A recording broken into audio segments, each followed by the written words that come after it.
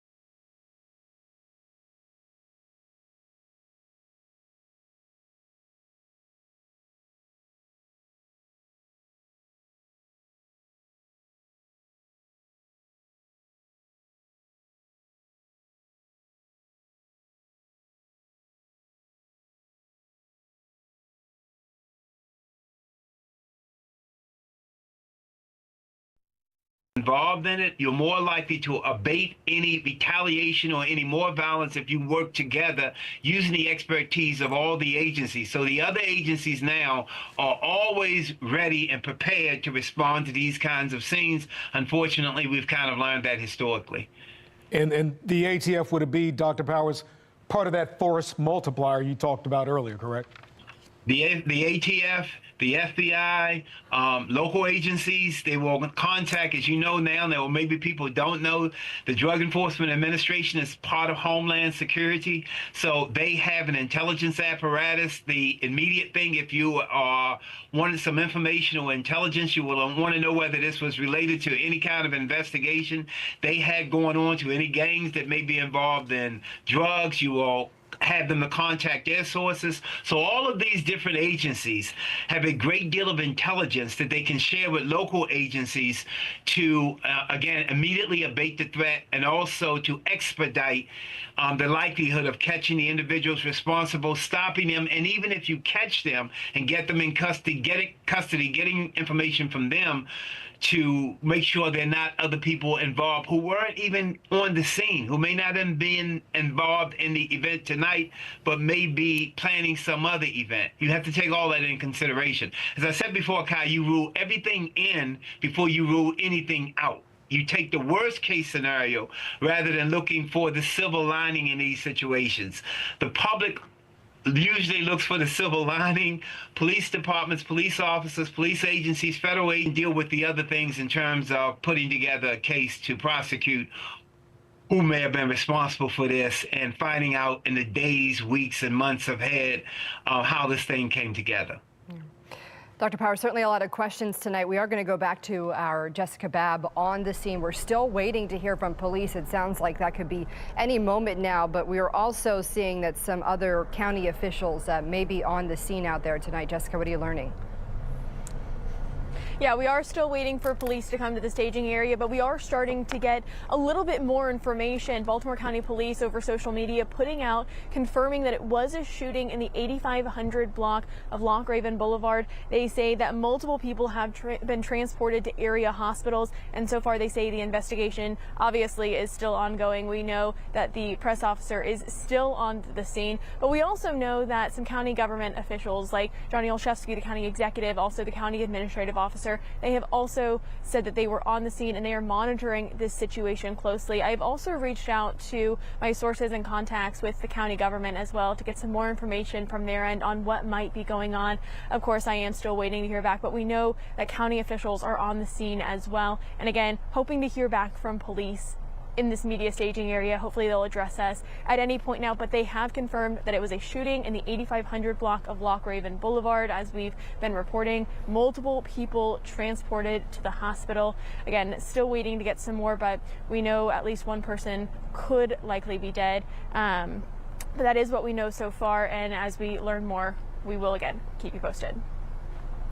All right, Jessica, and how close are you exactly to the scene? Are there any other people around, especially around the funeral home tonight, or is everybody pretty much cleared out?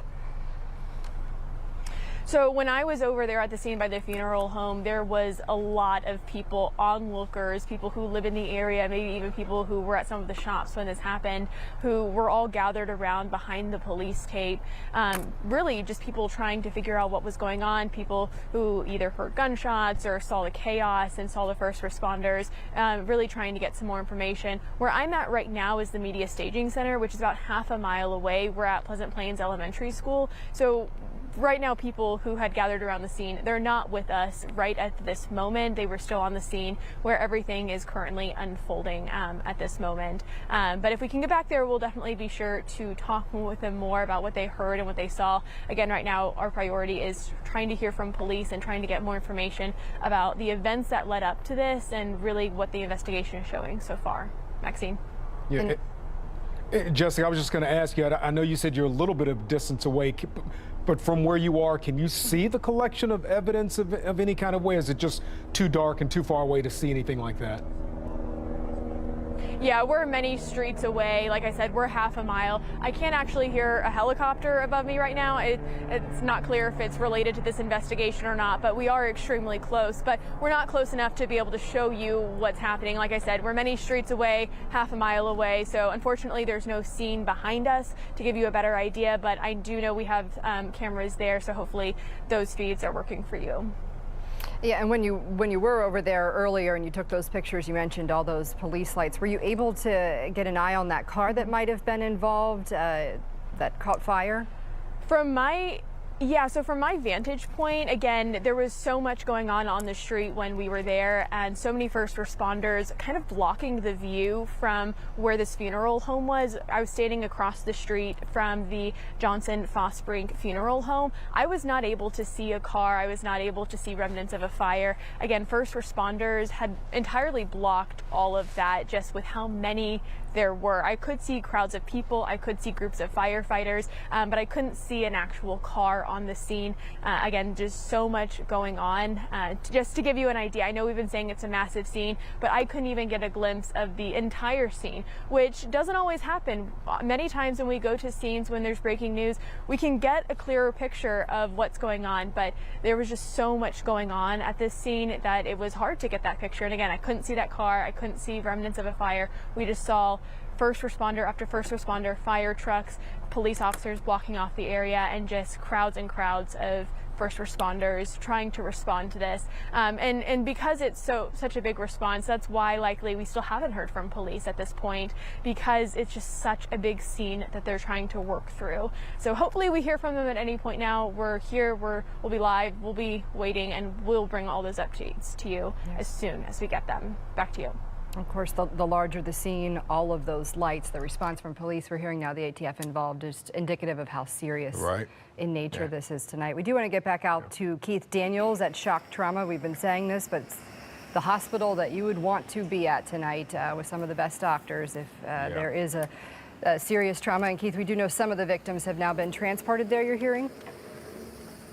That's right, Maxine. Baltimore County Police confirming on social media that, in their words, multiple people have been transported to area hospitals. Now, behind me, the ambulance bay kind of not as full as it was earlier, but before, not too long ago, maybe 30 minutes ago, at least 2 Baltimore County paramedic units were here. Of course, they did not release any close information about what happened here. They would only say they did respond to that shooting. 2 paramedic units here with at least 2 individuals hurt in that shooting. The nature of their injuries unknown at this hour, because we haven't gotten official word from fire officials on who was transported and why were they transported and the nature of their injuries. But as we've been saying, you come to Shock Trauma when you are critically injured. The trauma professionals here work amazingly to get those people's lives, to save lives here, frankly. Again, we don't know the nature of those 2 individuals that arrived here from that shooting, but again, personnel here I spoke with say that they did respond to that shooting, and they transported at least 2 individuals. Again, we're waiting for the conditions of those individuals, waiting to learn, rather, the condition of those individuals. We were told that people were taken to at least Shock Trauma and Sinai Hospital, but again, so far, only 2 individuals arrived here so far this evening. Back to you guys. All right, Keith Daniels reporting live from Shock Trauma. They have an incredible survival rate there, and often when big things happen there, we do hear from Dr. Scalea or whoever might be the on-call doctor tonight. When things happen, we will. Shock Trauma, for many people who don't know, it is the premier trauma center in the world. That's not an exaggeration. They have been in documentaries. Dr. Scalea has spoken globally. News crews, documentary crews have come to Shock Trauma, and it is the contracted trauma unit for first responders, for the Baltimore City, County, police and fire departments. So if their firefighters, officers get injured, they are prioritized to go to Shock Trauma because their rate of success is unparalleled. It is. We're going to go back now to Dr. Tyrone Powers. We continue to check in with him, former FBI agent, providing a lot of insight on what's happening out there on the scene tonight. A big job for police. We have so many different people on the scene tonight between fire, ATF, police. How do they all coordinate with one another? Yeah, here's the delay that always takes place before you hear a press conference or a press briefing, because you have federal agencies involved, because you have state and local police agencies involved. The first thing you do is you brief the public officials, because the public officials are likely to speak at the press conference, and you're trying to tell them what information they can give out and what information they cannot give out, what information will interfere with the investigation, and what information is designed to help the public become part of the force multipliers to help solve the case. So as first you clear the scene of any danger before you allow public officials in at all, like the county executives, other officials who may come to the scene, police chiefs, whoever else is helping with this particular situation, you abate the immediate threat so that they are safe to be on the scene, because you don't want to not only have to investigate this crime, but play bodyguard at the same time. So you want to make sure it's safe for them to be there. Secondly, because a number of them will be speaking to the public, you want to make sure that you're briefing them on where you are in this particular case so they don't give away too much information that will harm your investigation, and that they give away and they provide enough information that allow the public to help them. And because you have different agencies, we saw this when we had the snipers in the area. We saw the federal agencies working with the state and local agencies and say, this is the information we're going to give out, this is the information we can't give out, and this is how we're going to do it. This is how we're going to get the public to be a part of the solution without them being a part of the problem. And this is the information we're going to give the public officials who are not experts in policing, not experts in investigation, so they can participate and get the public to come on board without hindering or hurting the investigation. So that has to take place before you can come before the public. You can set up the podium, you can add the police department or the police chiefs or the police leaders or the police spokespersons could probably speak to it immediately. But when you have public officials there, then you have to have a coordinated response and a coordinated press conference, and you want every agency that is associated with the investigation to have input into what we should say and what we shouldn't say, what we know, what we do not know, so that you don't do more harm than good. So that's what they're doing now. They're coordinating, briefing on what they have, and making it concrete before they bring that to the public to make sure that they don't hinder or hurt the investigation, because they're also collecting evidence and the other things are going on at the same time. Dr. Power, since this is a mass casualty incident, we're looking at it on the screen like you are as well, I'm sure. How likely is it that because of this big investigation, this response, that this will start to affect maybe at least the school, Pleasant Plains Elementary possibly, or some businesses when morning comes, when the sun comes up? Is that possible? Do you expect that to happen, or possibly not? It could possibly, depending on what information they get, and depending on who they have in custody. If you still have individuals at large, and clearly it's going to impact the closing of not only possibly schools, because no one want to put anyone in harm's way if there's a remote possibility that there's individuals still out there. But along with that, there's business cameras, and that has to be collected from businesses. And while some of that is taking place now, that may take place well into the morning or into the wee hours of the night for you to pull that together. And that will impact what is open, what is not open, the ability to collect evidence. You collect as much as you can at the scene now, and if there are shell casings, if there are tire marks, if there are other things that are on the scene that you think may remotely be related to this, the worst case scenario for investigators, police officers, police detectives, is to forget to gather up some piece of evidence, open everything up because you're trying to get everything moving again, and you miss a piece of evidence that could have brought this thing to a close or could have identified the origin or the individuals or perpetrators involved. So what police departments have learned, if you have to take longer, the key is to get it right, not to get it done fast. Same thing with the press conference and the press briefing, to bring all those agencies together to make sure they're on one accord, that they're saying the right thing, and that you don't have one police agency saying one thing and then a public official come to the mic and say something else, or a federal agency say something else. What we've learned historically, unfortunately, because of the violence in this country on occasion, all too frequently, to be quite frank with you, is that we have to coordinate the response because it helps with the investigation and it helps with the likelihood of resolving the case in an expedient way and also learning from it so that we can abate the likelihood of it happening in the future. We are hearing that we could hear from police just about any minute now. They just put out something on X saying right around this time, 9:20. So as you mentioned, sometimes we're wondering, well, what's taking them so long? Or, you know, we are just hoping to get more information confirmed here. But it's very important, as you mentioned, for them.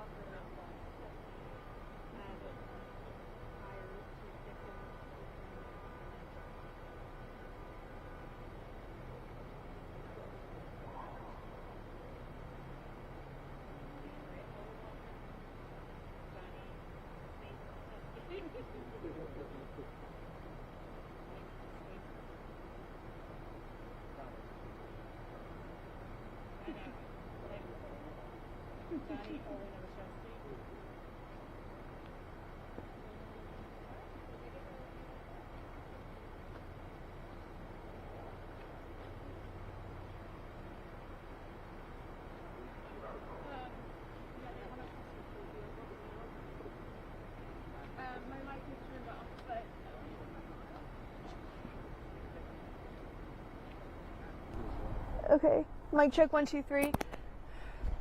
I don't want to stand in front of everyone else's camera. Can you just turn it around?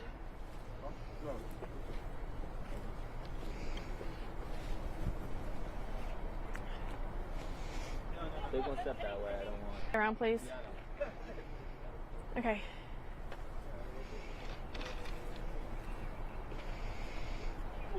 Yeah? Oh, hey. Yeah. Here.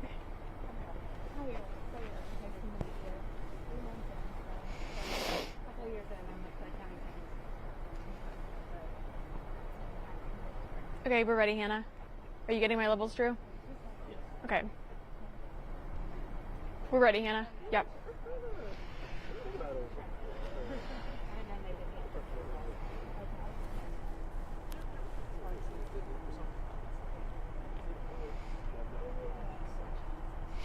That's fine. Some people are starting to get here now, so like the county spokesperson is here.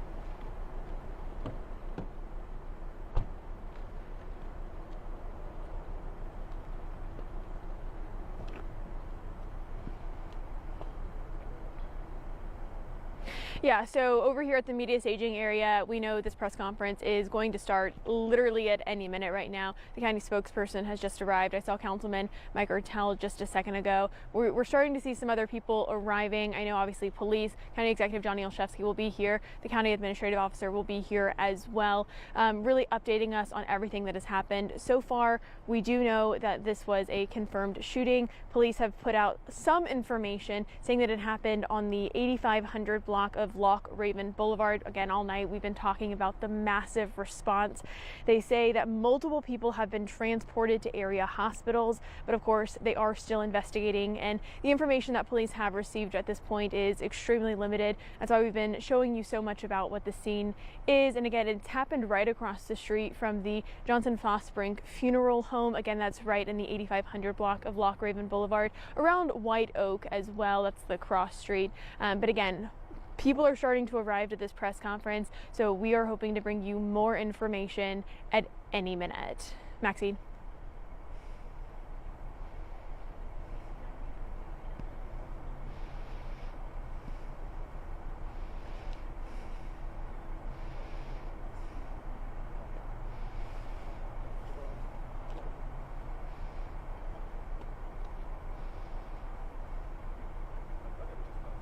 Okay, we're clear. Move the camera back.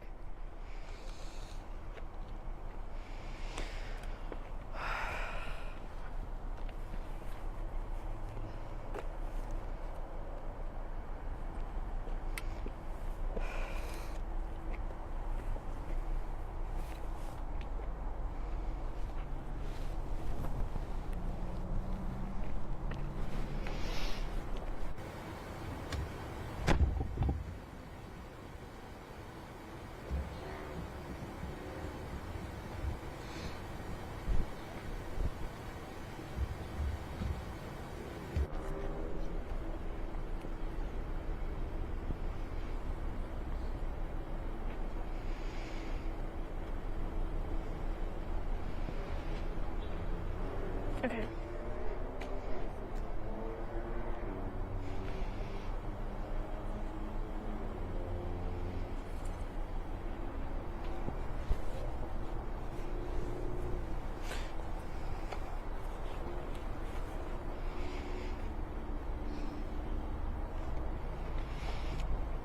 I'm glad I got my IV and some fresh lipstick.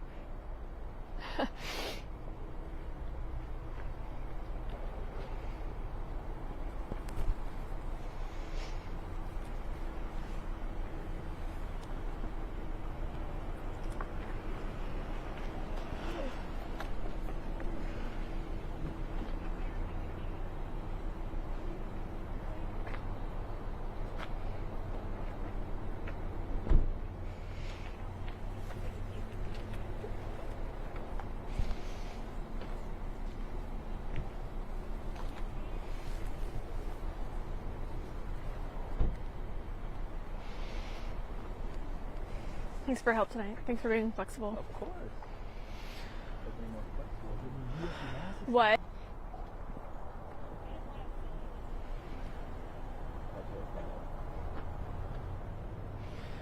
Maybe not tonight.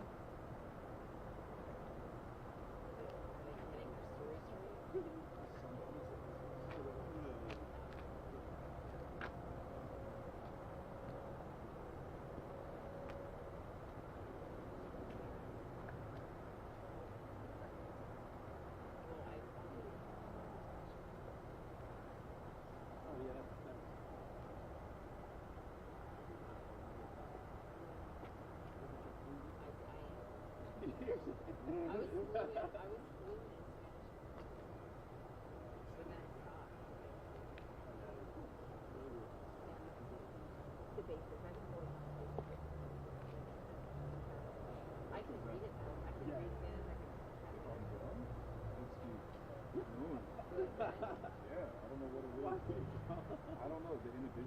Please expand it.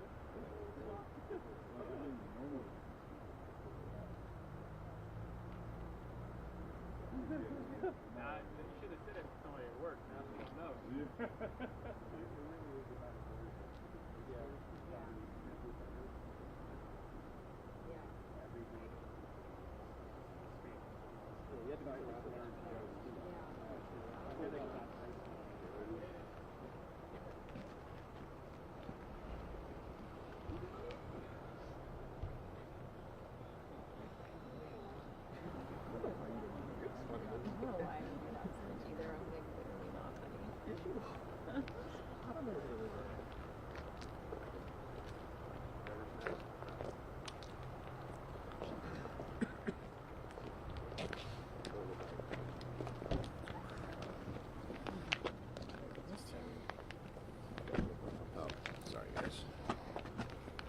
Careful to stand. Yep, you're good.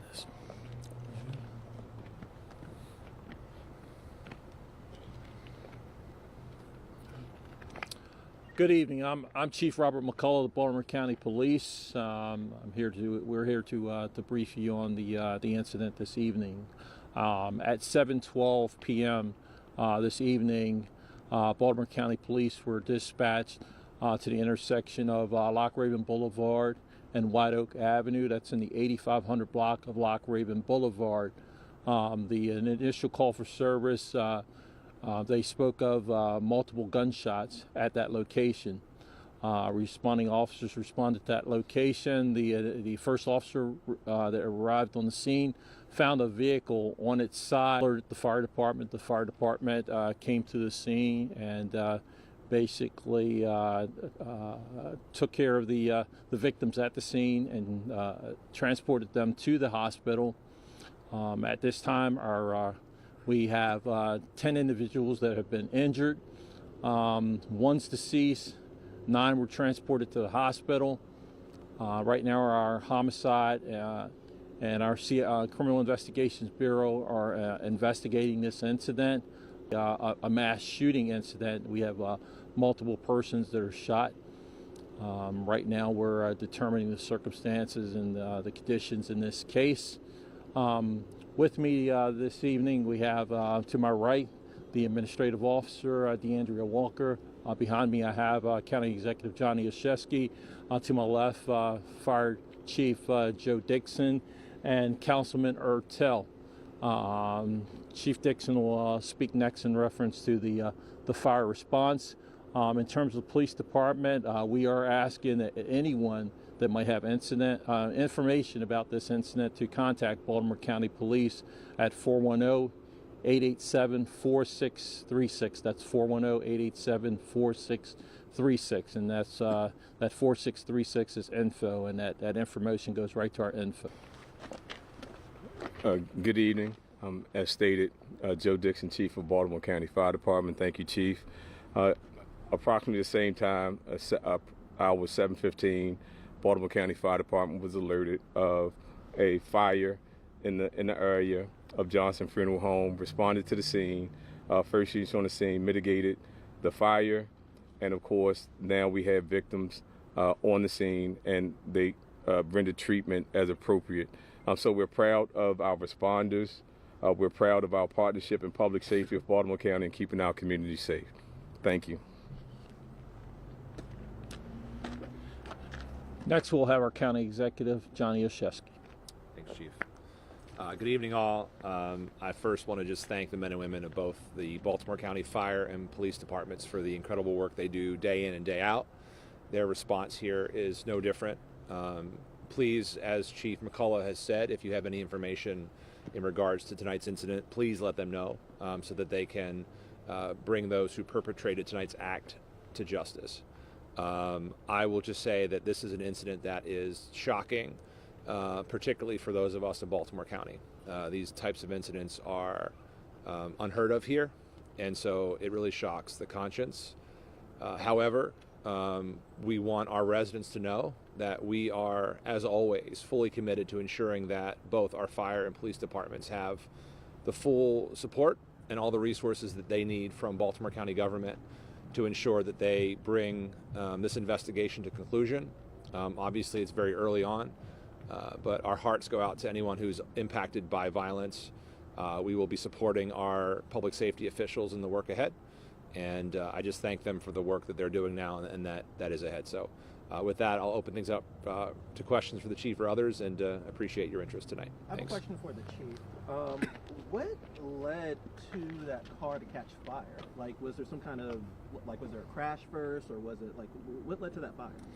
We're still investigating that. What we do know at this time, there appears to be some type of incident that led to the vehicle crashing and catching on fire. Right now, our investigators are looking into the circumstances leading up to that. Now, was that car stolen, or did it belong to one of the victims? That's something we're investigating right now. We don't have that information. And you said 9 injured, 1 dead. Were they all shot, or were some injured in the fire? Right now, they've been transported to local hospitals. They're being triaged there. We're still determining exactly how many were shot. We do know that there's at least 1 deceased, and we have 9 others who are injured at hospitals. Yes. Did the shooting happen outside of the funeral home, or was that just where the car was found on fire at the funeral home? And my second question would maybe entail with that, were all of the... Investigating that and trying to determine those circumstances. What we do know is that the vehicle appeared to flip over at that location. It caught fire somehow. We do know that there's multiple gunshots to the facade of the building. We know that there's some additional scenes that we're investigating right now where other gunfire took place throughout the neighborhood, and that was evidenced by the multiple calls for service from the neighbors who were calling 911 about the gunshots in the community. Is there a threat to the public? There's no threat at this time. We believe this to be a targeted incident. That it was isolated. It appears that the individuals in this case somehow knew one another, and that this incident was intentional and targeted towards the individuals that were involved in this incident. How do you know there's no more threat to the public? If you said that there was multiple calls for gunshots in the neighborhood areas, obviously this event with 10 people being involved, have you made any arrests? Have you apprehended anyone? Right now, our investigators are investigating this, and we're utilizing all our resources, gathering up evidence, and that includes video evidence and other information that we have in this case. And once again, we are asking the public to call us at 410-887-4633. We will leave no stone unturned, and we will dedicate every resource to this. We don't generally see this type of thing in our communities in Baltimore County. This is an isolated incident, and I assure you as your police chief that we will put all resources towards trying to clear this case. And do you have an age range for the victims? Not at this time. We're still working on gathering that information, and we want to make sure that when we do provide that information, that it's accurate and complete. Any gun or weapon recovered from the scene? At this time, we're still investigating that. We do know that there's some shell casings at this time, but we're not prepared to talk about that evidence at this time. I have a couple clarifying questions. It's 10 people total involved. Yes. 9 hurt, 1 dead. 1 correct? deceased, yes. Okay, so 10 people total. Yes. And then can you clarify the order of events a little bit more? I know you said there was multiple calls for service. Were there shots fired throughout the neighborhood, and then the shooting happened at the funeral home, and then the car, or what order of events did this all happen tonight? What we do know at this point, there appeared to be some multiple gunshots. It appeared that it was like an ongoing rolling type of gun situation that led up to the funeral home, and it ended right there at the funeral home. So it was along that street and in that location. So were they more than one shooter? I'm very sure that we'll be investigating this well into the morning when we could have more daylight and we can look at the scene even more. But our crime lab, our investigators, homicide investigators, our entire team will be working on this throughout the night. How many were pulled from the car? I don't know at this time.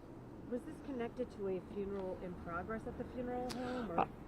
No. The funeral home appeared to be closed at the time, so we don't believe that it was associated to any type of funeral at that funeral. There weren't any kind of viewing. We had just gotten a viewer tip that it might have been connected to the homicide of Andrew Blessing. Is that? At this time, we don't know all that. We have to investigate that. So. All right, one more question, then we're going to finish up here. Anyone else? Just some clarity. You said it's an isolated and targeted incident, and that the individuals knew each other. Is it all 10 individuals that knew each other? Right now, we're trying to, unwind and determine all that stuff. We're working through the evidence. Of course, we're going to have to interview everybody that's involved and speak to all the witnesses and determine the different roles in this. Okay, thank you. Thank you, everybody. Thank you. Thank you. Oh, absolutely.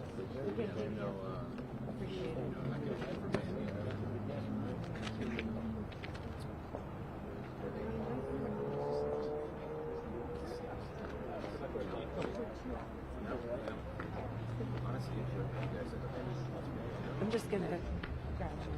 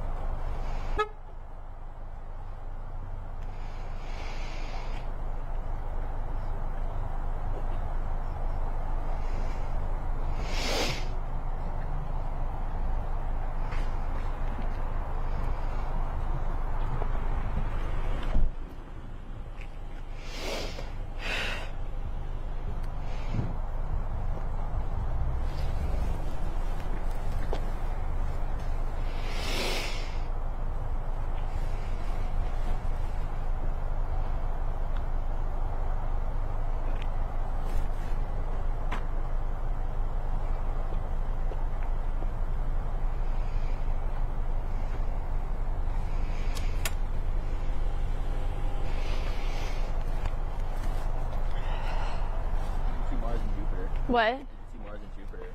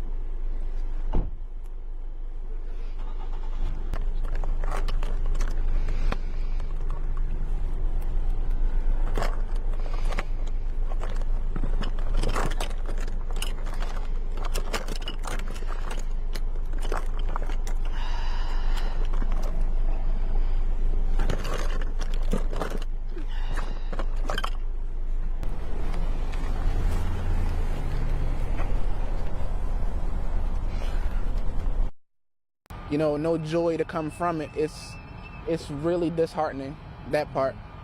And you were just on your way into the neighborhood to visit some friends, right? Yep. And are you going to make it? This whole area is blocked off. It's difficult to get around. It does make commute a lot harder. The buses are now restricted off. I don't know, they're like an hour plus delayed. Mm-hmm. So it is making things harder on transportation, but not surprised by any means. Dee and Beth, thank you for joining us. We did talk to another witness a few moments ago who told us it sounded like one big explosion when all of this went down. We will try to talk to them a little later. For now, we are live on the scene. Jeff Abel, Fox 45 News. All right, Jeff, thank you. We would like to go back now to our Keith Daniels. He is on the scene at Shock Trauma, where we know some of the victims have been transported tonight. Again, we know 9 victims taken to the hospital, though it's still unclear if they were 9 gunshot victims, if they were injured in that car accident and subsequent fire. The chief not providing a whole lot of information there. As to those injuries, specific injuries, although they do believe the one person who was killed was shot. Keith, any new information you're getting out there? Not at the moment, Maxine, but I was monitoring that news conference that we all were just listening to. Key question, you just mentioned it, and Kai mentioned it earlier, 10 people injured, but it's still unclear as to the number of people actually shot in this event. But we do know at least 2 people were transported here to Shock Trauma, to Baltimore County Fire Department paramedic units were here. We did speak to some personnel here to that shooting, and there were 2 units. So at least that means at least 2 individuals were brought here to Shock Trauma. Again, the nature of their injuries unknown at this hour. Police not releasing any condition information on any of the individuals taken to the hospital, only saying that there were 10 people injured with 1 dead, 9 people taken to area hospitals. Our sources are saying, of course, here at Shock Trauma, I saw them, and then perhaps Sinai Hospital received some individuals there. But again, we can confirm at least 2 individuals brought here to this hospital related to that shooting. And for now, of course, when we hear more, we will bring it to you. Back to you at the studio. All right, Keith Daniels reporting live from Shock Trauma. Let's go back to Dr. Tyrone Powers. And Dr. Powers, Maxine said something a moment ago that I think it just speaks to all of this. The sequence of events, that there's a puzzle here that police are going to desperately be working furiously to put together. Is that correct? Absolutely. They don't have all the information yet, and they don't want to put out any information that they don't have because, again, you could either identify suspects that you're close to catching, or you could put people in flight if they think you know more than you know. And there's a lot to be gathered here, a lot of information. As they indicated, they will be looking at camera. They will be tasking the sources from other agencies, even agencies that were not on the scene, that were not involved in the press conference, whether it's the ATF or the FBI or the Baltimore City Police Department or other localities that are close to there, because we don't even know if the individuals who were involved in this particular shooting were from Baltimore County or Howard County or Carroll County or Baltimore City. There's a lot to be put together in these particular situations. And I know people in that area, I saw some of the people who were interviewed in this particular situation are talking about crime and how they feel safe or not feel safe in that area. But we don't know where these individuals are from. We don't know what the origin of this confrontation of this shooting was and why they were in that particular area. Those are things that the police department will have to put together and are putting together as we speak. Again, it's not a sequential event. You have your crime scene investigators, you have people collecting forensics, you have the status of the individuals who were harmed and who were shot, because as you and Maxine both pointed out, we don't know how many people were shot or how they were injured otherwise. Well, detectives have to find that out. So there are people who are involved, who are working in policing, who go to the hospital and say, well, tell me how many were shot, how were they injured, because all of that is part of the investigation. It's not separate from the investigation. The same questions you're asking about who was shot or who were injured in another way, that is important to the investigation, because the shell casings, all that is important to the investigation, and police will be on top of that. Unfortunately, we've said this over and over again. We have experience in this area. We had the mass shooting at the Columbia Mall. We've had other shootings. So it's unfortunate that these events happen, but the more they happen, the more experience police gain in order to try to mitigate them. All right, Fox 45 News at 10 o'clock starts right now. Live from WBFF TV in Baltimore, this is breaking news. Fox 45 is following breaking news out of Towson, Baltimore County. Baltimore County police say at least one person is dead, 9 others hurt after a mass shooting at the Johnson Fosbrink Funeral Home. That's on Lock Raven Boulevard, almost straddling the Parkville neighborhood. Police believe this was a targeted incident and there is no threat to the public at this time. Officials also say a car drove into the home and caught fire into the funeral home. Right around 7:15, multiple victims have also been taken to shock trauma in Baltimore. You can see ambulances arriving. Thanks so much for staying with us. I'm Maxine Stryker. And I'm Kai Jackson. Now, tonight we have team coverage as Fox 45's Jeff Abel is at the scene and Keith Daniels is at shock trauma. Dr. Tyrone Powers also standing by, but we begin with Jessica Babb in Towson, where we just heard from police moments ago. Jessica, what are you hearing? Again, just to reiterate, this is a mass shooting event. Police have confirmed 10 people have been hurt, or really 10 people total. 9 people were hurt. 1 person, unfortunately, has hazy. Police haven't been able to provide much information about what happened first and then what led up to the funeral home. They said that the car was on its side in flames, and when fire crews responded, they found multiple people who had been shot. Obviously, a lot of information that we're still working through tonight, but again, 10 people total, 9 people who have been hurt, 1 person who was killed. And again, when I asked police if they had apprehended anyone or if there were any suspects, right now there aren't, but they were sure to say that there was no threat to the public at this point. But they are asking anyone with information to, of course, reach out to them, as they're still working to process this scene and they're still working to gather more information as well. Now, we do know those 9 people have been taken to the hospital, and we don't know their conditions yet. We don't know their ages yet. And again, we don't have really any information about what led up to this shooting. They did say, however, that the funeral home was closed, so it didn't appear that there was an event, but they say it was targeted, so it's not clear why those individuals might have been there, who may have been responsible for this. These are all questions that we will continue asking, especially tomorrow as police get more information. But while we were at the press conference, we also heard from others like County Executive Johnny Olszewski, who says he's closely monitoring this situation. Take a listen. We want our residents to know that we are, as always, fully committed to ensuring that both our fire and police departments have the full support and all the resources that they need from Baltimore County government to ensure that they bring this investigation to conclusion. Obviously, it's very early on, but our hearts go out to anyone who's impacted by violence. And again, police say they are still trying to determine the circumstances of this case. I'm told this will likely be the last update for tonight as far as information is concerned. So we still have a lot of questions that need to be answered. But Johnny Olszewski, I was talking to him before he left the press conference, and he said he'll likely be giving an update early tomorrow morning. And so we'll be sure to be there to see what the latest is as the situation continues to unfold. But definitely a big scene, and there will be throughout the night. Back to you. All right, Jessica, thank you. Jessica Babb reporting live from Towson. All right, Jeff Abel is also live at the scene tonight. Let's get right over to him now with what he's learning. Jeff. We have spent the past few minutes talking to the people who live and work in this immediate area, and one of them is Denise. Home when all of this went down about an hour and a half ago. Tell me about it. We were sitting in our back family room, and we heard some noise in our yard, and then the dog started barking and clawing at the door to get out.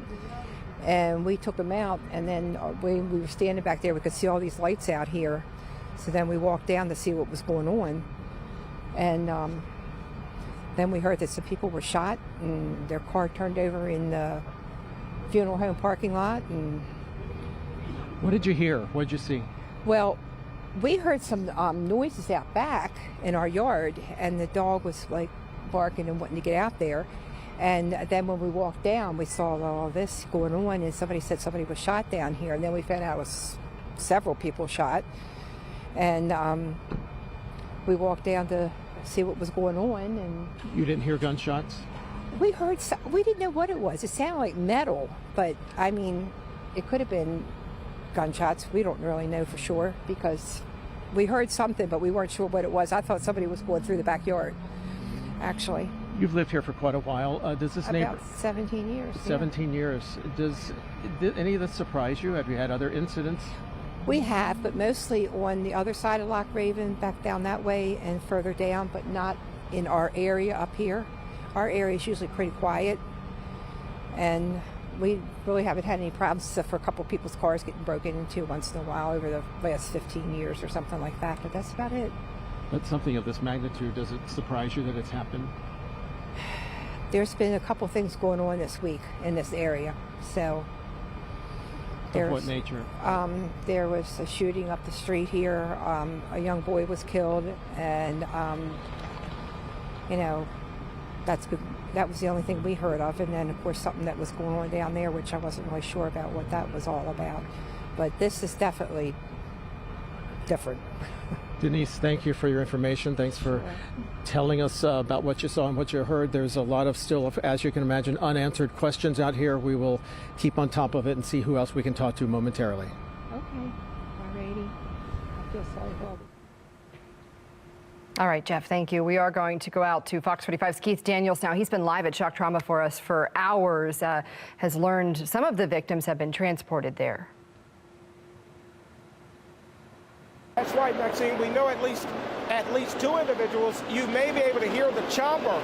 There's someone being airlifted here at this hour. Not sure if it is related to that shooting, but we do know for certain that at least two individuals were brought here by ambulance from that shooting. Now, of course, they did not release official information about those individuals in those paramedic units, but personnel here did confirm that they, in fact, were or did respond to that shooting.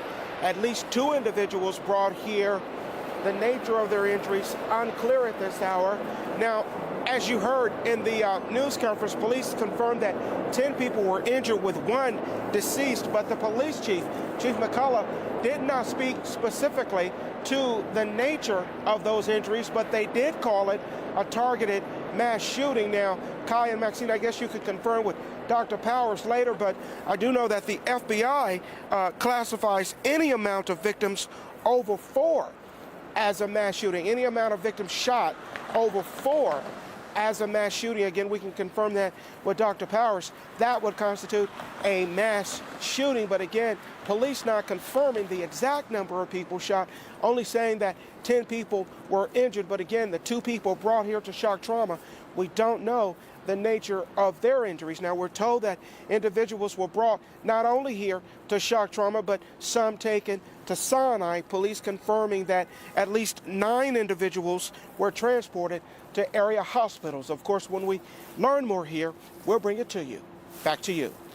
All right, Keith Daniels reporting live from shock trauma, and former FBI agent Dr. Tyrone Powers, in the absence of a police news conference, really gave us a lot of helpful information and data, Maxine, about what to expect. Yeah, absolutely. And we always appreciate you being here with us tonight.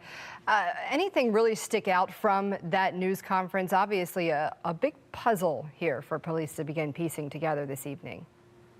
It doesn't surprise me that they didn't give out a lot of information. This is we're at a time that is relatively close to when this incident occurred. There's a lot of investigation going on, and there are multiple agencies involved in this investigation.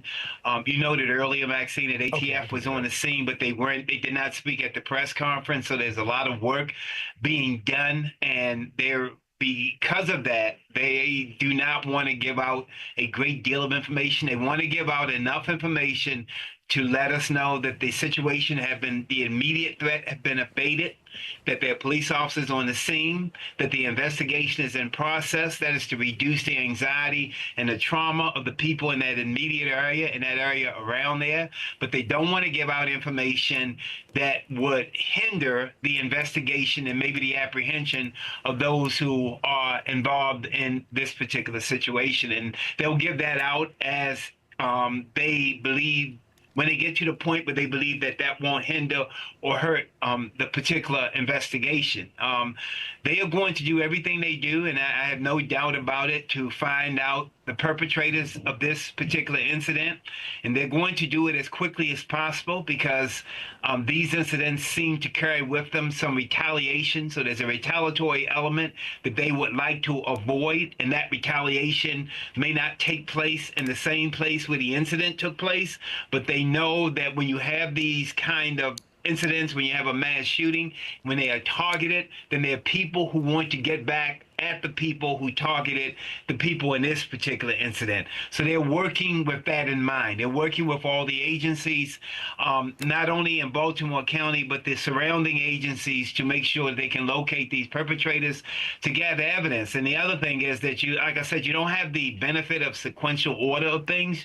You've got to collect the evidence so that at some point when you catch these perpetrators, you can convict them. You don't want to just arrest them and have them go back free. So that is part of the scenario. You also want to make sure that everyone in the immediate area is still safe from these individuals, that they actually left the area. And at the same time, you want to coordinate between all the other agencies to bring together the information, to bring them into custody without giving out too much information, but giving out enough information so that you can get help from your force multipliers, which in fact is the public, who are... They're dealing with a car accident, a fire, and a shooting. Former FBI agent Dr. Tyrone Powers, thank you so much for being here with us this evening. Thank you. And let's take a look at what some of the responses coming in on social media. This in particular is X here, talking about what happened in Towson. That's horrible. Not again, please. That's a reference to the shooting that happened here. A mass shooting just happened in Towson. And one more comment here. That area has become dangerous and unsafe, sadly.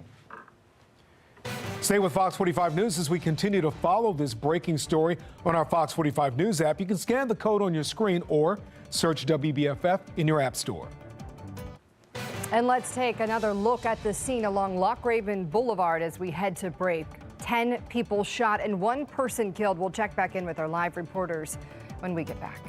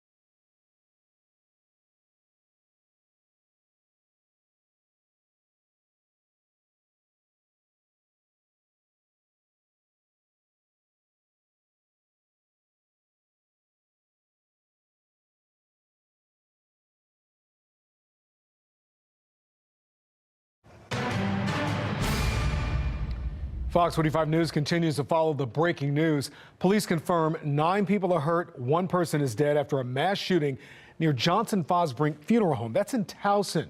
Now, officials also say a car drove into the funeral home and caught fire around 7:15 this evening. Several victims were taken to shock trauma. Fox 45's Jeff Abel is live at the scene. He's been speaking to witnesses and nearby residents in the evening. Jeff, have you gotten any new information? Well, we have been talking to several people here in the area about what they saw and what they heard. And as you can see, it is still a very active scene as Loch Raven Boulevard blocked off from car still overturned right across the street. And a few minutes ago, we were talking to some residents who live in this neighborhood about how not unusual this very well is. Not surprised, but I am in shock just to kind of see such turmoil within, like the neighborhood. It's naturally, for the most part, really quiet around here. It's not too much commotion, past the regular stuff, but this is brand new. I've never seen this before. That's right. Yeah, we are just talking to more residents. We just spoke to Alan here, who was in the neighborhood when all of this went down. Can you describe what you saw, what you heard?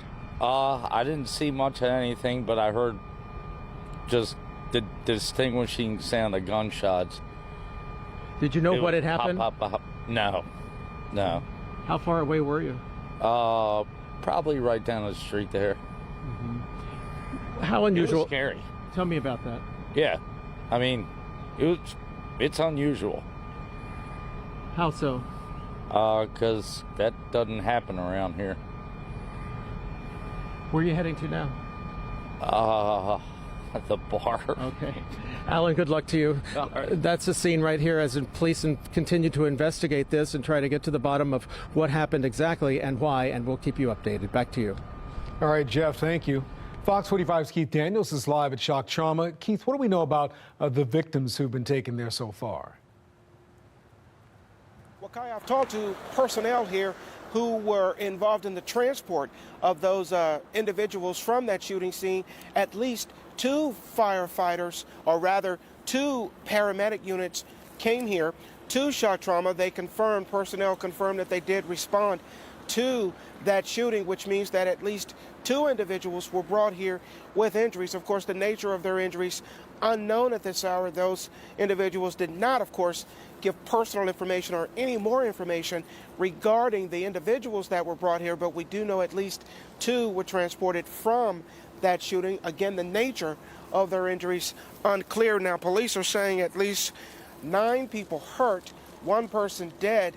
I know in the news conference there was a reporter who asked the chief, does that mean 9 people were shot, were in fact actually shot? The police commissioner or chief at that time said, well, we're trying to figure all of that out. But we do know that at least 9 people were hurt, according to police, in this mass shooting. They are calling it a mass shooting, however, a targeted mass shooting. 9 people hurt. Actually, the number of people actually shot, that's what police are trying to determine at this hour. But they do say at least 1 individual dead. Again, 2 individuals brought here to Shock Trauma, the police Sinai that we're being told. So that's the latest here at this hour, Kai. Back to you. All right, Keith, thank you. Keith Anders reporting live out at Shock Trauma in Baltimore City.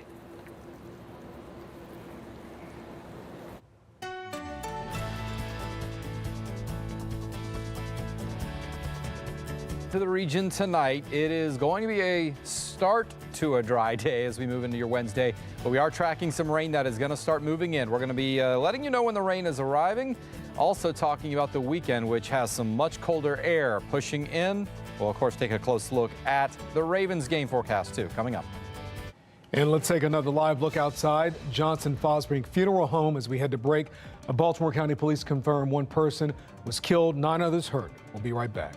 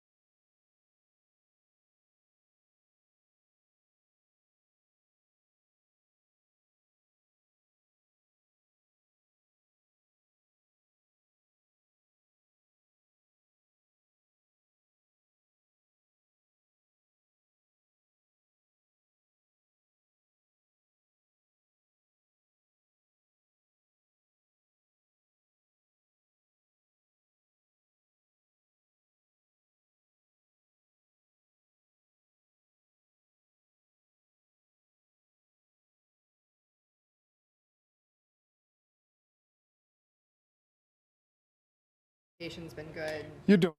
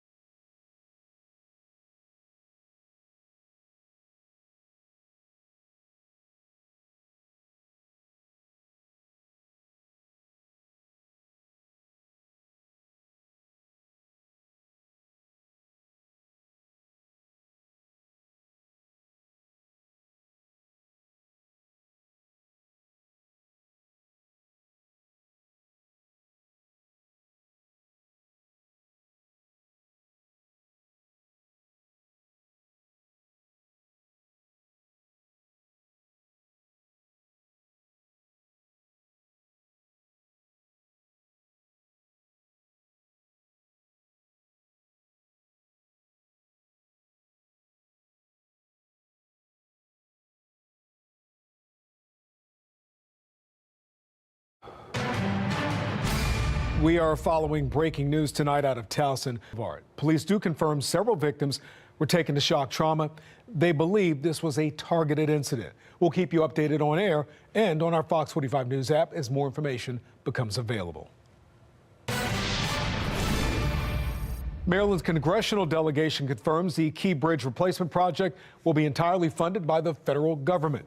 Congress was already obligated to fund 90% of the project, and tonight lawmakers secured the final 10% through the Baltimore Bridge Relief Act, wrapped into the latest federal spending bill. The replacement proposal comes with a price tag of about $2 billion. 26-year-old Maryland native Luigi Mangione is now facing first-degree murder charges in connection to the murder of United Healthcare CEO Brian Thompson. New York prosecutors call the shooting an act of terrorism. The new charges, they include 1 count of first-degree murder and 2 counts of second-degree murder. Mangione faces a maximum sentence of life in prison without parole. He's also facing several weapons charges, accused of using an illegal ghost gun in the murder. An extradition hearing is scheduled for Thursday in Pennsylvania, where Mangione was arrested last week. In the days since his arrest, Mangione has received widespread support on social media from others who are taking issue with the U.S. health insurance system. Reports from his Pennsylvania jail confirm that he is receiving large amounts of fan mail, and his legal defense fund has more than $130,000 in donations. New York prosecutors are condemning that aspect of the public response tonight. Let me say this plainly. There is no heroism in what Mangione did. This was a senseless act of violence. It was a cold and calculated crime that stole a life and put New Yorkers at risk. We don't celebrate murders, and we don't lionize the killing of anyone. Fox 45 News will continue to follow this story in the coming days, including Mangione's extradition hearing on Thursday. Stay up to date. Just scan the flow code there on your screen or search WBFF in your app store.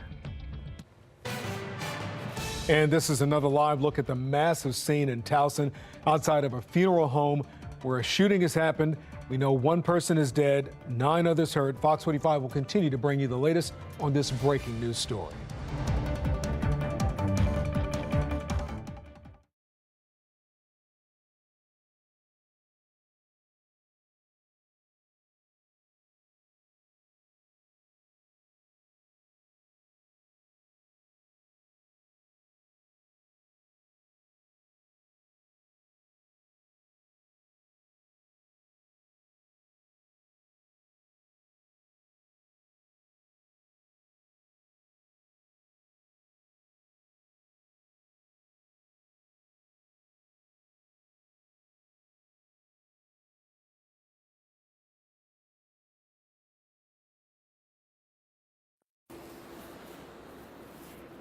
Did you hear?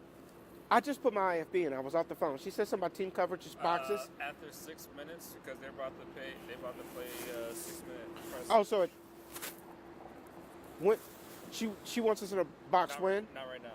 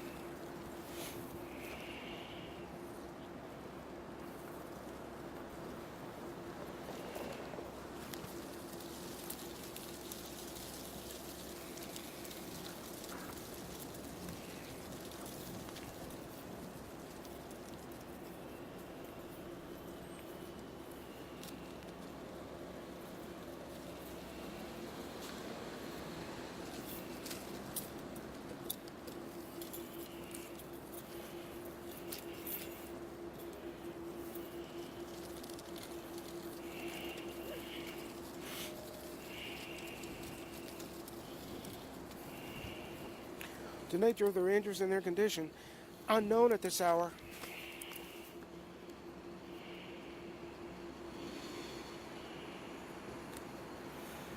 But again, told.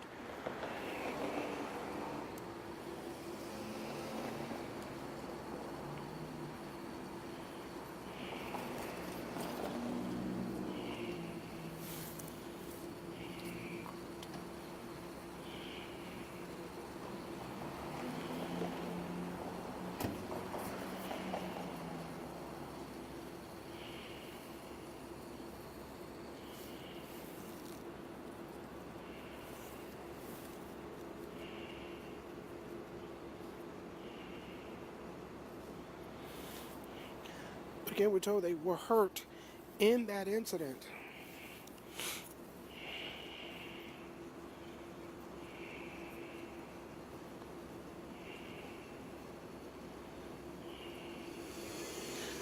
I was just off the phone.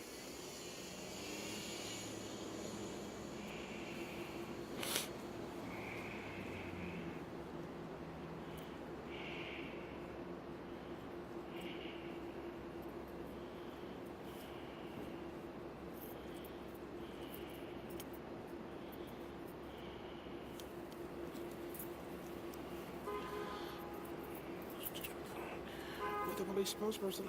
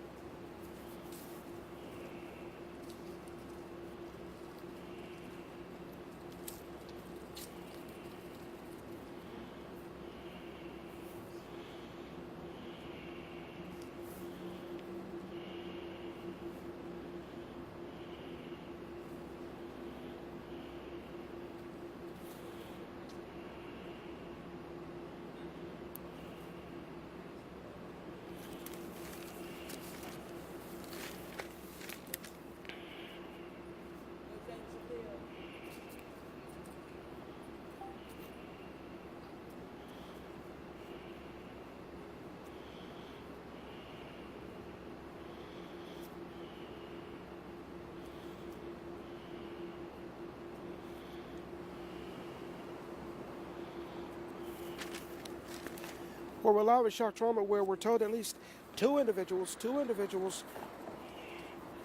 were transported here. The nature of their injuries and their conditions, unknown at this hour. But again, we're told they were hurt in that incident. Now, I was just off the phone with a police spokesperson, a Baltimore County police spokesperson, who told me they're trying now to determine the exact number of people who were actually shot in this incident that they're calling a targeted mass shooting.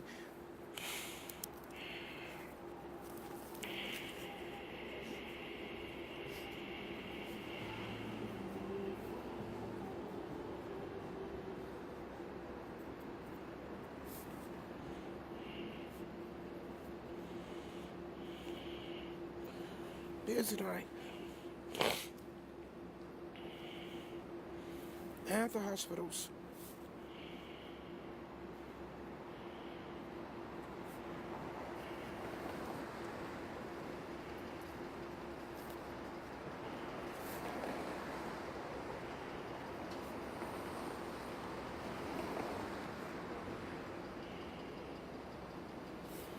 They do say for now.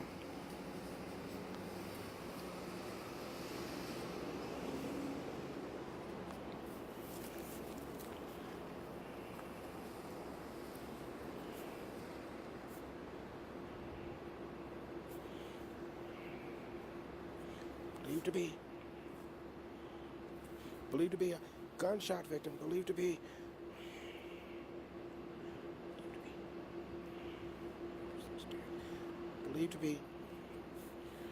one person is dead, fatally shot.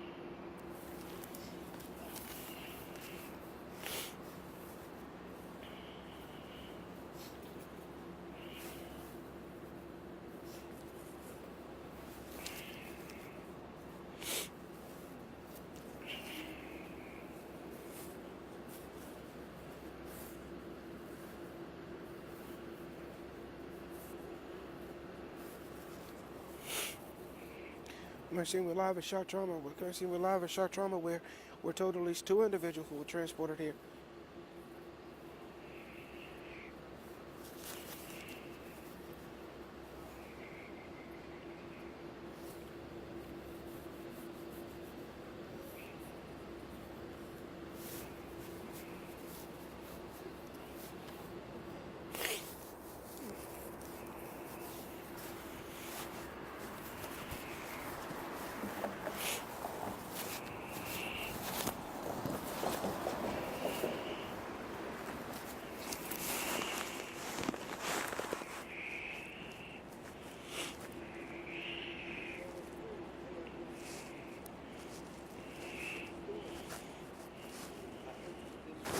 I can't hear you.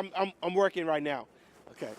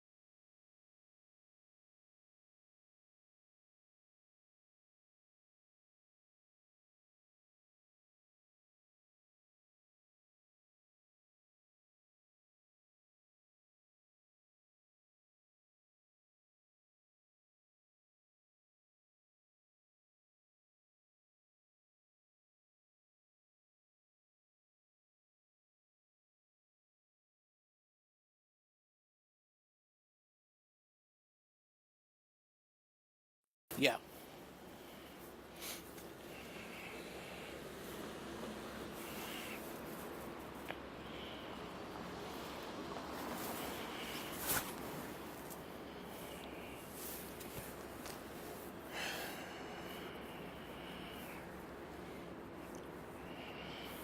Well, I don't want to show them. I don't want to show them. I'll just mention it. They're over there. We're not going to show you. We're not going to show you the individuals. We're not going to show you the individuals. Give them some privacy, but we are told that they are members.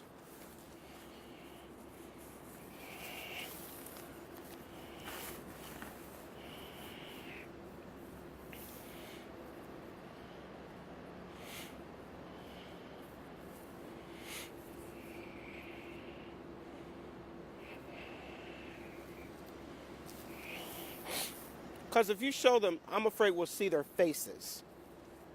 Well, I got like 2 video shots of them, but it's not like tight. How does it look if you, when you? I don't have to zoom in. Okay. Do you see that as people though? Yeah. Okay. Stand by. We'll keep you updated. For now, we are live here on Lock Raven and White Oak. Jeff Abel, Fox 45 News. All right, Jeff, thank you. All right. Well, Fox 45 has been intentional in our coverage tonight with crews fanned out across the scene. Jessica Babb, Jeff Abel, Dr. Tyrone Powers, Daniels, who's at Shock Trauma, trying to give you every possible angle of this story. Keith, we're going to go back to you for any information that you might want to share with us. Well, Maxine, I can tell you now that, again, at least two individuals brought here from that shooting to Shock Trauma. I want to be kind of sensitive here at this moment. We're not going to pan our cameras over, but several family members, I'm counting at least maybe 9, and I'm told that they are family members of at least one of those individuals brought here, from that shooting scene. There's a helicopter flying over at the moment, but we're not going to show the camera, but I see that they're hugging each other. They're, some people are crying and that kind of thing. But again, I am told that those are family members of at least one of the individuals who was brought here from that incident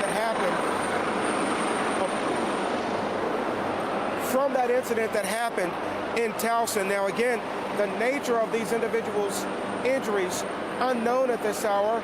Personnel only told us, individuals that we talked to earlier did not release any of that information, only confirming that they did respond, with a police spokesperson trying to get an update on the exact number of people who were shot. She told me that their detectives are going to be busy tonight going to the area hospitals. One of them, of course, Shock Trauma. Another one, we're told, Sinai. Going to those hospitals trying to determine the exact nature of those individuals who were hurt in that shooting.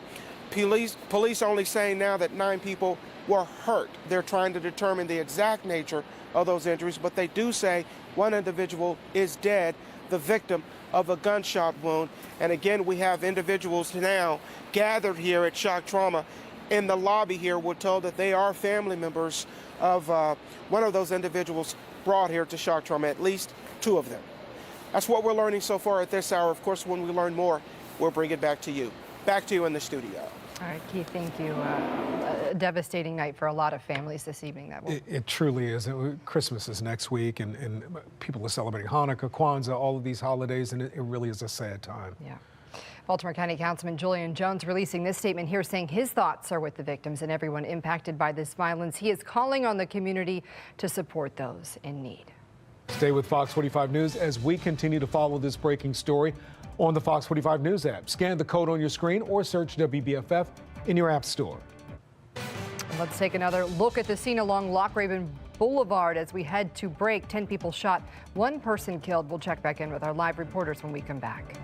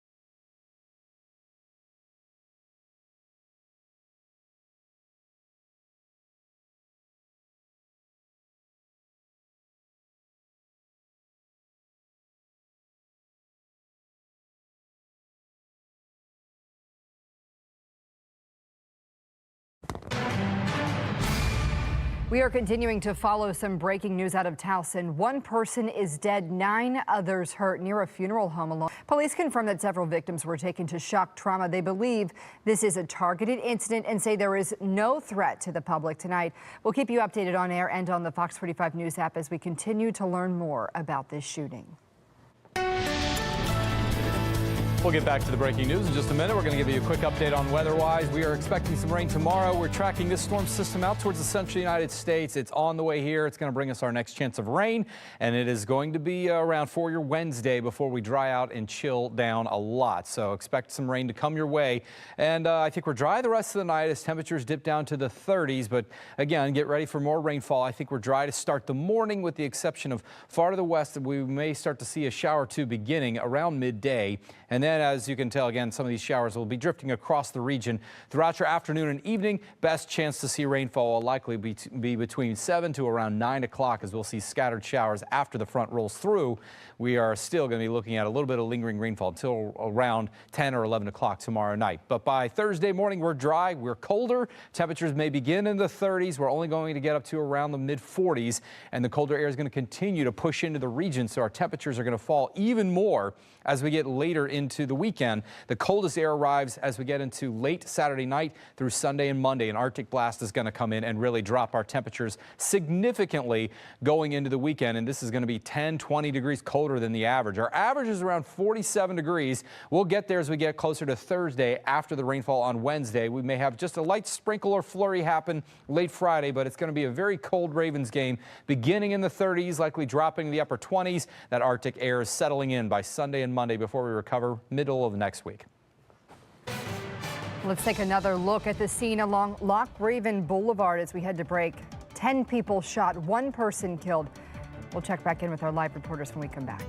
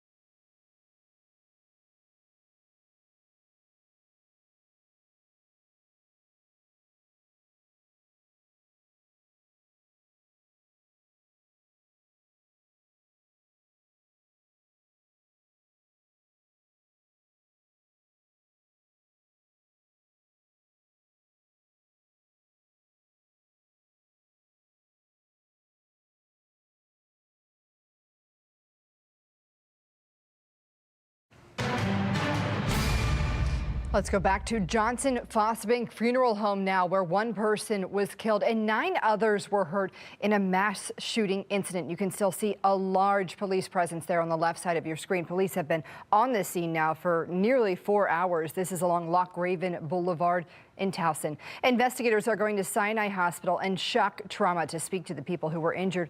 We're taking a live look right now at shock trauma there on the right side of your screen. Police say this shooting was targeted and they're still looking into exactly what happened here tonight. We'll keep you updated on the Fox 45 News app. New budget projections show the state is facing a nearly $3 billion deficit in future years. This afternoon, Senate President Bill Ferguson spoke about the budget crisis. He says it's not feasible to think the state can simply cut areas of the budget to make up these deficits.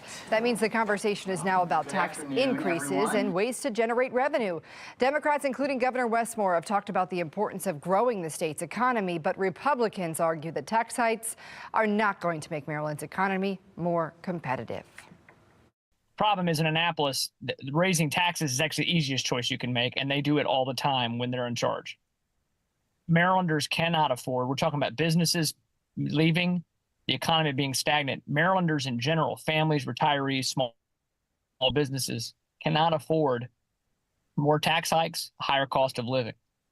We're coming up on New Year's, and most of us try to make some kind of New Year's resolution. And I think for us as Republican caucus, state government needs a New Year's resolution to cut back and lose some weight. Senate President Ferguson says it's too soon to know the impacts to state and local budgets. Let's go back to Loch Raven Boulevard as we head to break. 10 people have been shot, 1 person killed earlier tonight. We'll check back in with our live reporters on the late edition when we come back.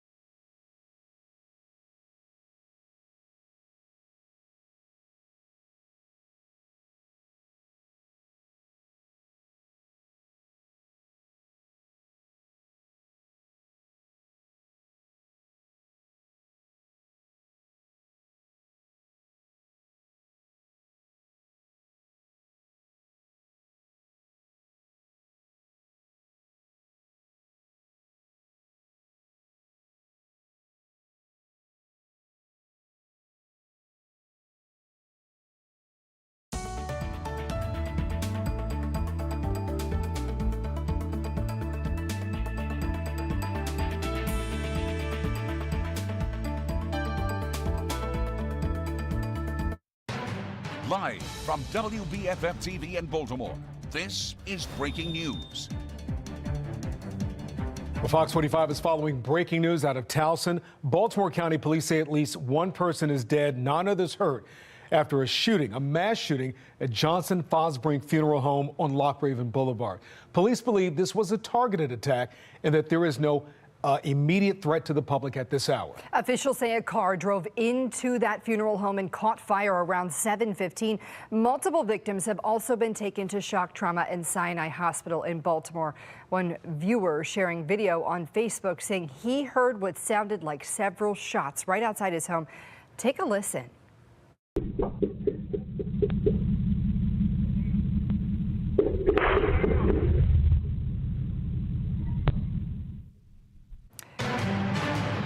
A lot of Ring cameras probably capturing those sounds tonight. Thanks so much for staying with us. I'm Maxine Stryker. And I'm Kai Jackson. Now tonight we have team coverage as Fox 45's Jeff Abel is at the scene and Keith Daniels is at shock trauma. Dr. Tyrone Powers also standing by with us, but we begin with Jessica Babb in Towson, where we just heard from police. Jessica, what are you hearing? Yeah, obviously, we are finally getting some information from police as to what happened. Again, reiterating some of what you mentioned, this was a mass shooting event. 10 people total, 9 people hurt, 1 person has died. Police are still working to figure out the extent of the injuries for those who have been hurt. But I just want to take a moment and show you what the scene looks like. We're about 4 hours after this was initially called in earlier this evening. Now, again, some of the information that police have said, they found a vehicle on its side and in flames. So there was some sort of fire around the funeral home. And when officers searched the scene, they found multiple victims. Obviously, officials have taken care of those victims, at least the ones who were hurt, and they are now being transported to the hospital. And again, this is a criminal investigation right now, but a lot of the circumstances of this case and what led up to this are hazy. Police don't have a lot of the car ended up in the building or the shooting happened first. Again, a lot of things that are unclear that they will be working to determine throughout the night and in the coming days. But I also did get a statement recently from Baltimore County Council Chair Izzy Patoka. He says, while the details and the investigation are in the very early stages, I'm concerned at the violent events of this evening. I'm also confident that Chief McCullough will utilize all available resources to conduct a comprehensive investigation. Now, we do know that there were multiple gunshots into the side of the funeral home. At least that's what police say they found when they arrived at the scene. Again, when it comes to the extent of the injuries, we don't know what kind of injuries all of these individuals are dealing with. We don't know the ages of the victim. Police say they do believe this was targeted, but they don't believe that there was any sort of event happening at the funeral home tonight. So it's not clear how those individuals got there, why they were there. Even, again, the incidents leading up to who was in the car or how the car even got there in the first place. We also don't know who was in the car or how many people were in the car. Again, while police say this wasn't targeted, it's not clear, and we don't believe that they've made any arrests or apprehended any suspects at this point. So again, a lot of details that we'll be needing to figure out, and police will be bringing to us as this investigation continues. Some of the officers we've talked with on scene say they're expecting to be out here all night, and as you just saw, it's still a massive scene even hours after this event initially happened. And we are expecting to also get another update from Baltimore County Executive Johnny Olszewski early tomorrow morning. He says he's been monitoring this entire situation. But police really did want to reiterate tonight that they don't believe there is a current threat to the public. But again, go ahead and avoid this area if you can. All right, Fox 45's Jessica Babb. Jessica, thank you. And former FBI agent Tyrone Powers joins us live now to talk about tonight's shooting. Tyrone, you've been with us for hours now. Thank you for being here. You're welcome. Thank you for having me. This scene, very expansive. It's more than even what we're seeing on the screen, because from what we can understand, it actually went into some of these surrounding neighborhoods, the shooter possibly getting out of the car and going into those neighborhoods and shooting. How does that complicate things here tonight? Yeah, it's a puzzle they have to put together. And now the crime scene also includes those individuals who are at the hospital, because you go talk to them, you communicate. Hopefully, some of them are in good enough shape where you can have a conversation with them. I think some of the questions that were just asked, how did that scene come together? Why did the shooting take place at that location? You'll get evidence at the hospital, but you'll also get to talk to some people in the immediate aftermath of this particular incident, because the people who are harmed are likely to know more than other people. So that is part of it. You communicate from the hospital to the scene. It allows the individuals on the scene to look for certain types of evidence besides the obvious, like the shell casings. And again, you examine that vehicle. Clearly, if that vehicle caught fire and flipped over, somebody was taken out of that vehicle. The vehicle has to cool down so you can examine it appropriately, because it'll give you some indication of how this occurred, and you begin to put the puzzle together, even as you pursue the perpetrators and begin and continue to gather the technological evidence, which is the Ring camera videos or any kind of camera videos or anyone else that was in the area. So it's a major puzzle. They put it together piece by piece, but they put it together with alacrity so that they can catch the perpetrators and at the same time get an understanding of what happened, exactly what happened here tonight. All right, former FBI agent Tyrone Powers, thank you again for being here with us throughout the evening. Thank you for having me. Fox 45's Jeff Abel is also live at the scene talking with neighbors there tonight. Let's get over to him now, Jeff.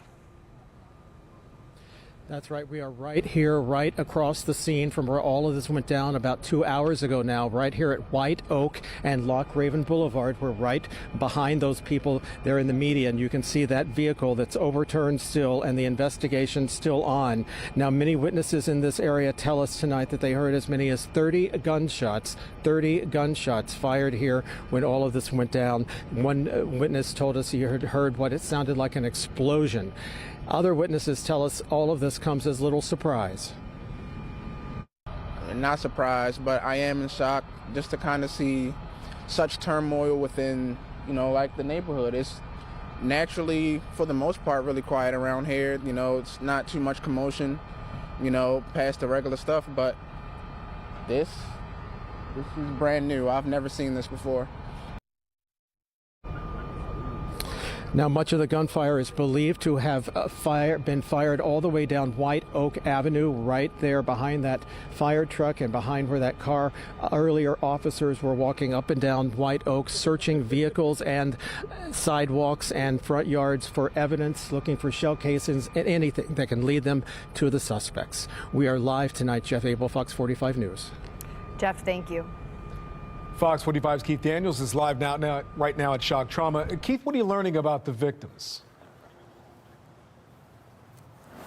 Well, Kai, I can tell you at this hour, 2 individuals were transported here from that shooting scene. Now, the nature of their injury, shoulder here, inside the lobby there, family members of at least one of the individuals that was brought here. I tried talking to one of the family members. Of course, they said that they just cannot talk at this hour. I don't know the nature of the injuries again, and family members were just simply unable to talk at that time, but we're told that they are family members of at least one of the individuals brought here from that scene. We've also seen Baltimore County police officers here. We saw the officers. They are here.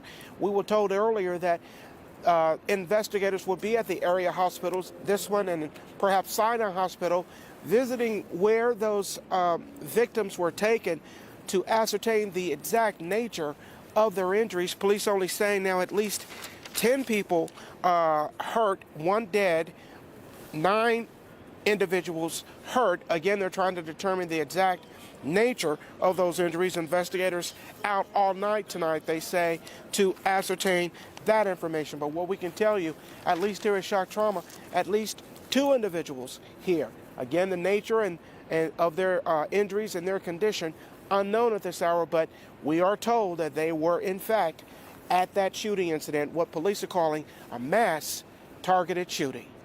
We're live now at Sinai Hospital. Keith Daniels, Fox 45 News. I'm sorry, Shock Trauma. Keith Daniels, Fox 45 News. All right, Keith, no, we understand it's been a long night and a lot of information to digest and piece together here. Absolutely. Thank you, Keith. Great reporting. Baltimore County Councilman Julian Jones releasing a statement saying his thoughts need tonight. And we ask that you stay with Fox 45 News as we continue to follow this breaking news story on the Fox 45 News app. Scan the code on your screen or search WBFF in your app store. And let's take another look at the scene along Loch Raven Boulevard as we head to break. 4 hours later, still very active after 10 people were shot, worse and killed. We'll check back in with our live reporters when we come back.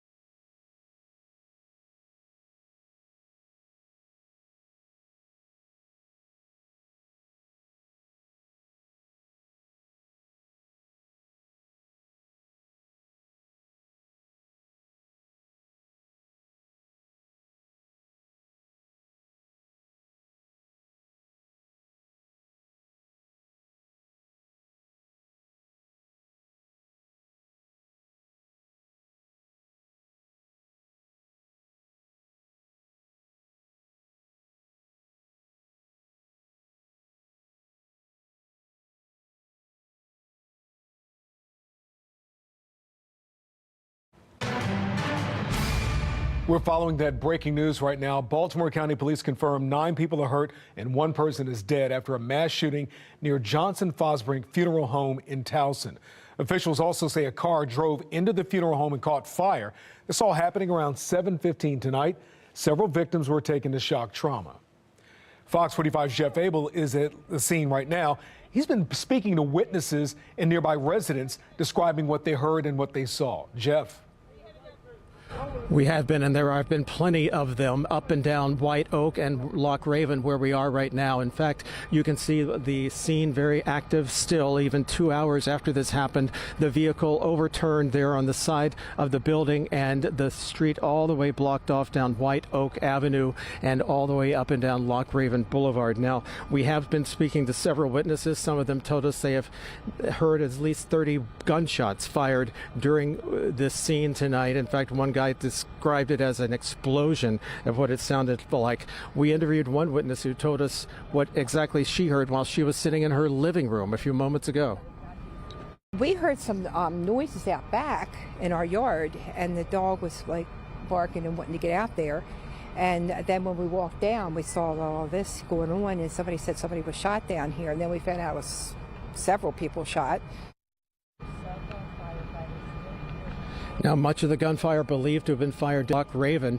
That's where many officers were seen earlier, searching cars, sidewalks, front yards, anything that looking for evidence that can lead to the people responsible for all of this. We're live now at White Oak and Loch Raven. Jeff Abel, Fox 45 News.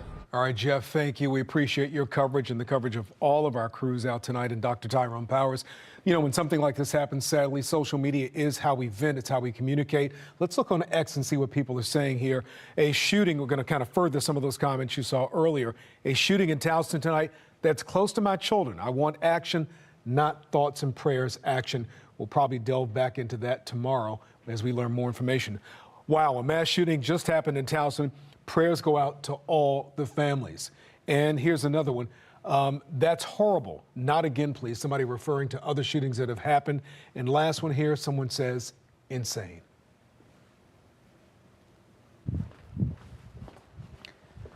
Temperatures have dropped quite a bit right now. We are sticking right now to the 30s, some 40s, even still around 52 degrees downtown Baltimore. But we are tracking another chance for rain. It's right around the corner, unfortunately. It will arrive on Wednesday. We're going to track this for you, talk about the much colder air to come your way coming up after the break.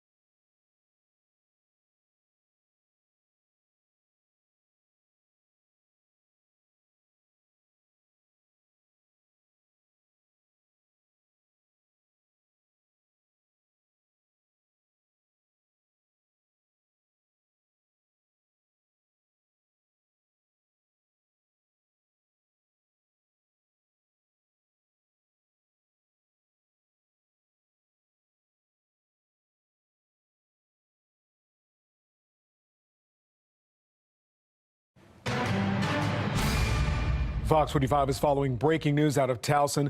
Police say one person is dead, 9 others hurt near a funeral home on Loch Raven Boulevard.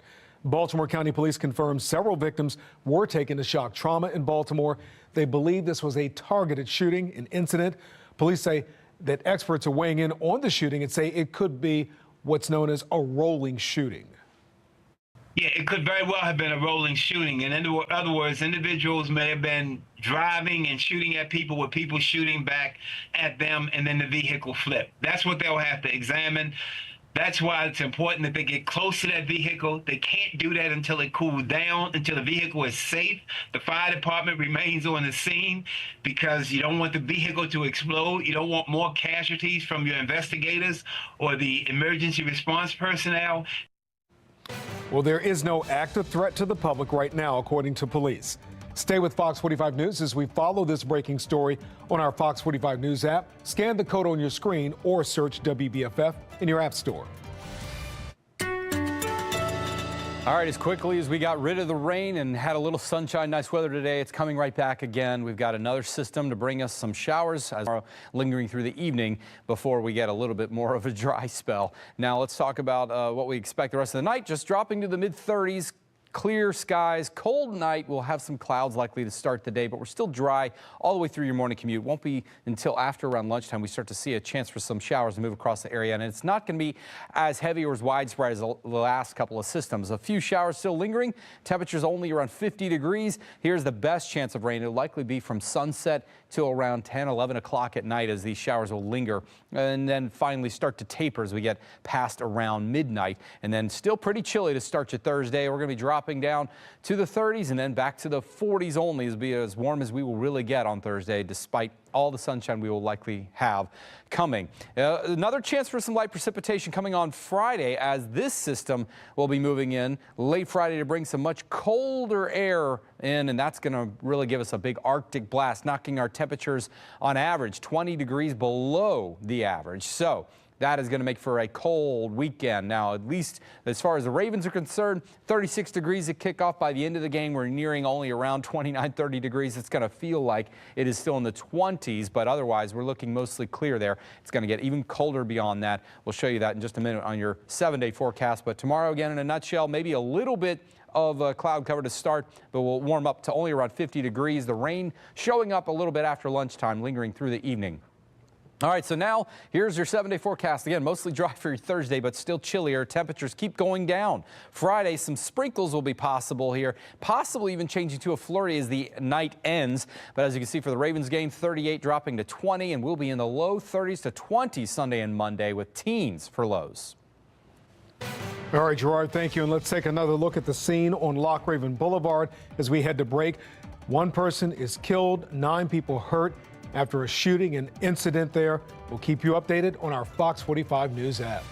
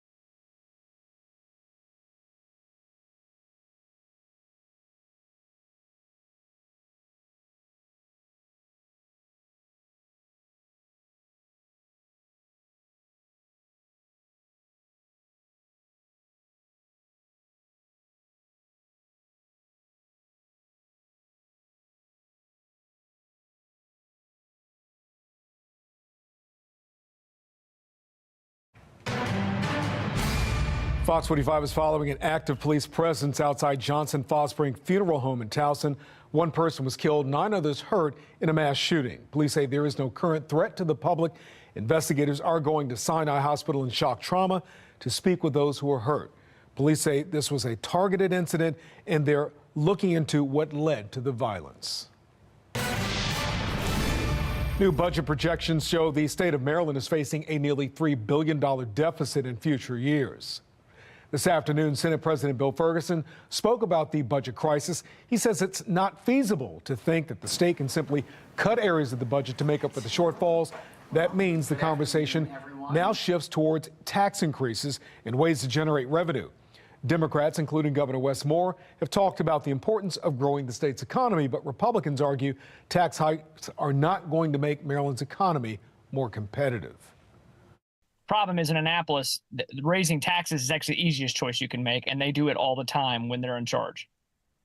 Marylanders cannot afford, we're talking about businesses leaving, the economy being stagnant. Marylanders in general, families, retirees, small businesses, cannot afford more tax hikes, higher cost of living. We're coming up on New Year's, and most of us try to make some caucus.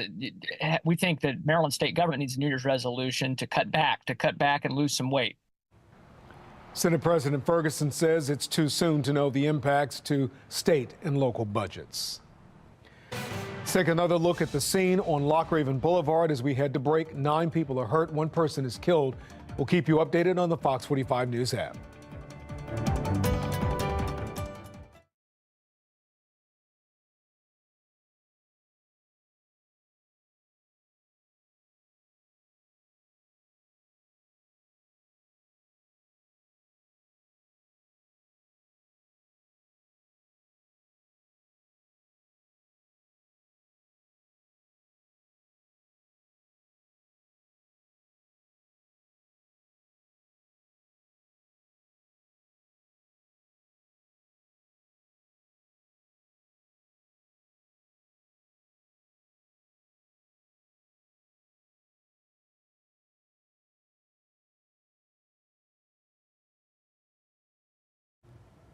The whole thing, the on-cam and the sound.